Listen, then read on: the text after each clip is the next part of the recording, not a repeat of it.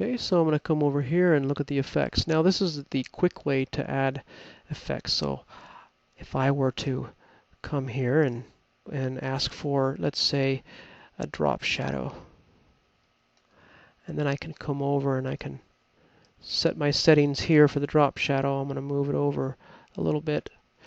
You may not realize it, but there's a drop shadow right here, and so I'm moving the distance of that drop shadow, and it's corresponding down here. These are the effects. You can do a lot of really cool things with that. You'll get into that a little bit later. Now notice when I apply it, it now puts this little FX on there, and that tells us that this layer has some effects, and the effects are the drop shadow right here, and I can come by and I can turn the eyeball on and off to hide or reveal the drop shadow. Not really doing much in this image, but just kind of showing you what the layers panel has. Okay, so now we come over here and we have a link. It's not activated because there's no other file there. So I'm gonna bring up, say, the curves, and I'm gonna put it on top. Notice how I can just move it real quick.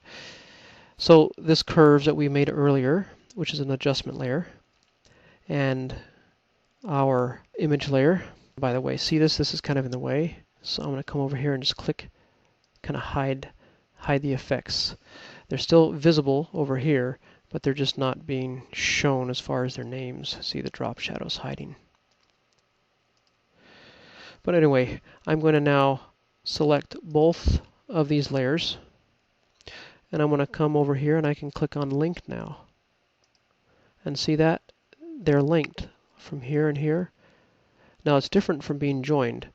Join means they are joined. Linked, if you move one, they move together.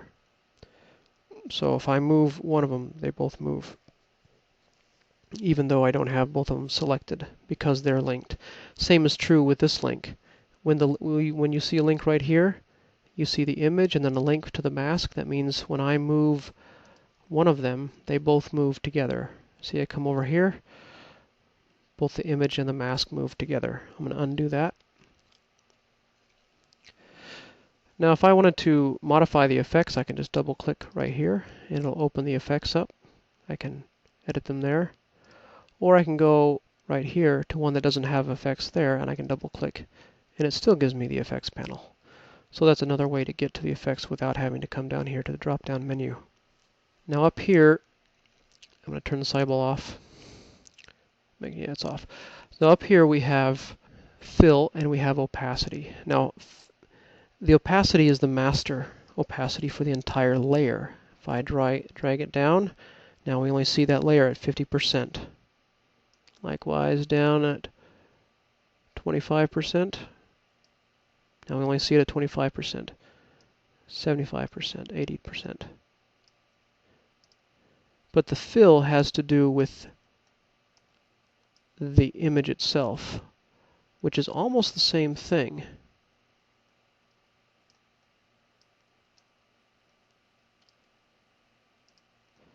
But what I'm going to do now is I'm going to turn the FX back on, and I'm going to make the fill, which is the image part right here, go down. And as I do, the shadow is staying from the style. So that's the difference between the opacity and the fill. The fill is whatever the image area is, the image itself, and not the effects or any other things that are applied to it. They are not controlled by the fill. But the opacity controls everything on that layer. And opacity also works on a group as well. Well, that's because we're not seeing it. There, it's on another layer, so it'll work now. If I turn the eyeball on. Okay. Turn the eyeball off. Turn this one back on. And see that mask? I'm going to throw it away. I drag it to throw it away. It asks if I want to apply it or just delete it. Now if I apply it, what it's going to do is it's going to take a bite out of the image. Notice down here it took a bite out of the image. It no longer has a mask, but now that's permanent. But we're going to undo that. So we're just going to throw it away, and delete it, not apply it. Delete it. And see, now the mask is gone, the image is untouched. Now if we have an image that we want to put a mask on, we can put it by clicking Add Mask. Now if we add a mask twice, it doesn't put two pixel masks like we were just working with. The first one is always a pixel mask, so I can go to the paintbrush and paint in here. But this one over here is a vector mask. So when I select that one, and I go to the vector tool, and I come like this, so this has two masks, a vector mask and a pixel mask, and then the image. It also has an effect on it. It's also linked to this curves layer. Now, as you saw before, you can also lock a layer. I'm going to throw these away so we can see what we're doing.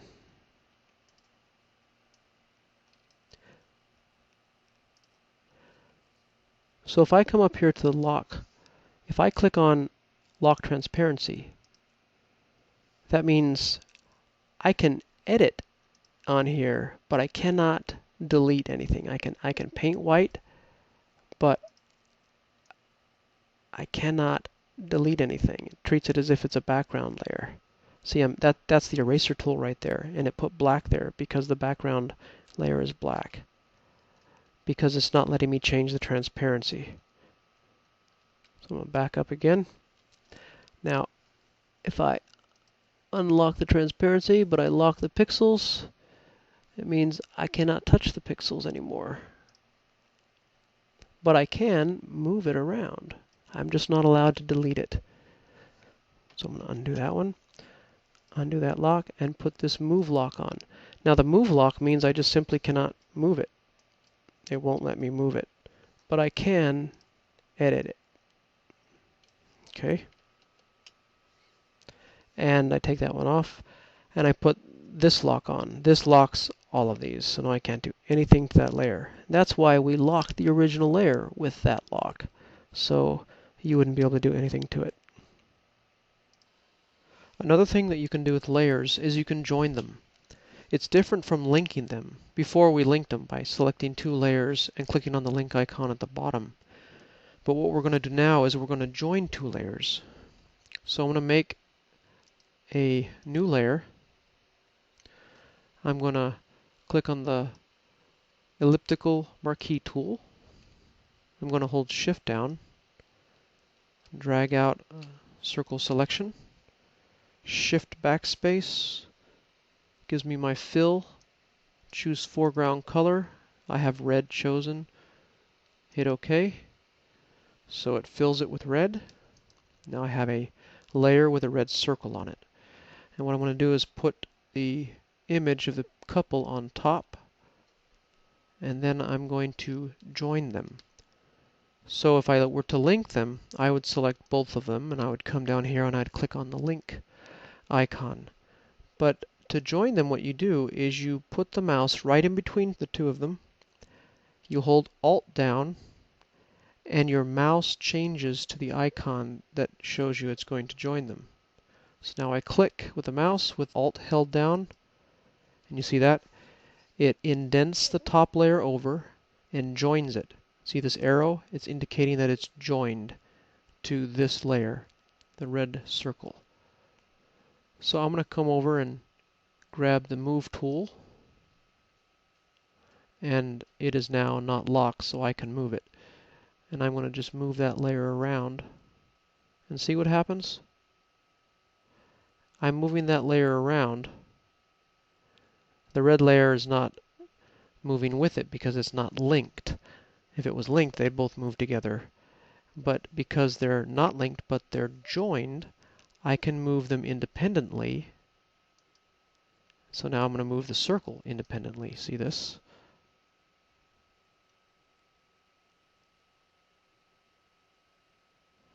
It's pretty cool.